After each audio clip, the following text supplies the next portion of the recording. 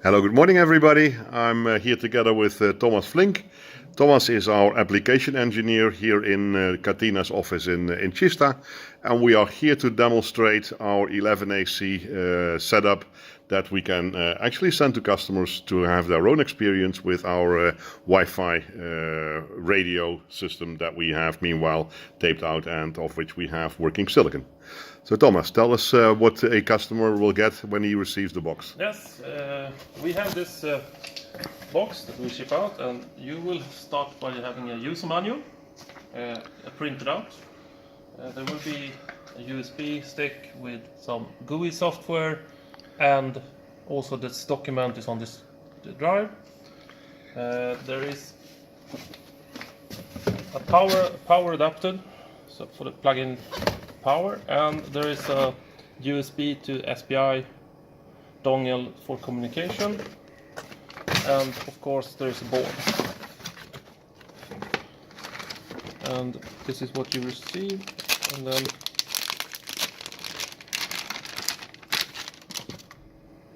this is the PCB eval board, and this is the transceiver circuit that we have designed. So this is the Wi-Fi 1x1 dual band, so we have a 2.4 GHz and a 5 GHz, and it's a transceiver with analog IQ, so this is the analog baseband signal. And I have one connected here that we can show. Yeah. How big is our silicon, Thomas? The die size is 4.5 square millimeter, and this is the package is quite large on this one because this is the same package as a customer used for the SOC. Okay, thank you. So we move to the connected board here, which I have pre-installed the GUI on the PC, and after you have installed it, it will show up in a folder called Catena Wi-Fi IP demo, and if you start that one, you see also the documentation is there. This is what would show up, and once you power up the board and plug in this SPI dongle, Cheetah dongle, you will see IP connected and the IP version of it. And you can start from reset, then you boot the device, you see here it's waiting, now it's green light, okay. You can select if you want to have working on the high band, which is the 5 GHz, or low band, which is the 2.4 GHz. So you can start by go to idle mode on this channel. You select channel 100, and you can select bandwidth 204080. We select 40 MHz. Press idle. See down here, please wait some seconds for calibrations. So now we are doing PLL calibrations in the background. You get a green light, move to idle mode, and then you can select if you go to TX mode and which gain setting you would like to have. Press TX, and now you are in TX mode, 40 MHz, channel 100 with gain 14.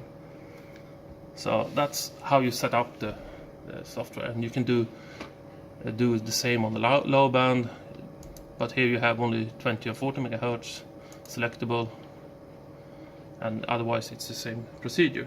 Is it running in parallel? We can run it in parallel, so we can set up idle mode on channel 11, it's the low band channel, and you can select once it's calibrated. Now it's green light, go to RX. You can see now we're in RX mode. So now we are running the low band in RX mode, high band in TX mode.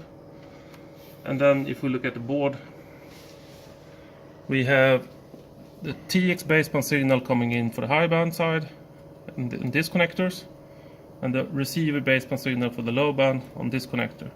And this is the high band receiver connectors and low band transmitters. So there are different baseband for all the different bands.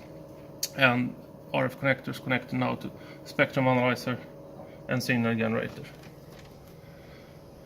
So what we see now on the screen, if you look at this one, is the receiver baseband signal. So now the instrument is measuring on this analog baseband inputs for the low band signals, and this you can see the constellation diagram, the EVM numbers. You can see some IQ imbalance and all the normal OFDM stuff. And since we are now running an RF on the signal generator through the receiver chain back on the baseband, for the low band, we have also for the same signal generator we have the analog output to put the analog baseband signal out into the transmitter. That one was connected on the high band, so that now also is enabled. So if we go back to the spectrum analyzer and we move to another window, and which is now you can see that is measuring on the RF port of the instrument. So this is now the TX transmitter, high band transmitter at 5.5 gigahertz, and you can see the same settings here. We scroll down a little bit so you can see EVM numbers, and the output power level is around 12.5 dB now, and this was not the highest gain settings. We have one more step to go.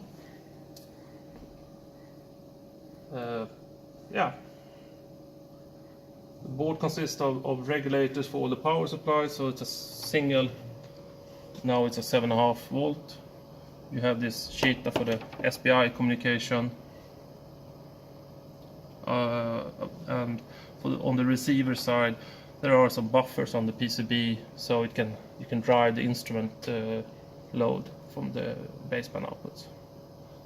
So it's a very complete setup. Everything is in the box for a potential customer to look at the system. The only thing he would need, of course, is the measuring and signaling equipment. Yes.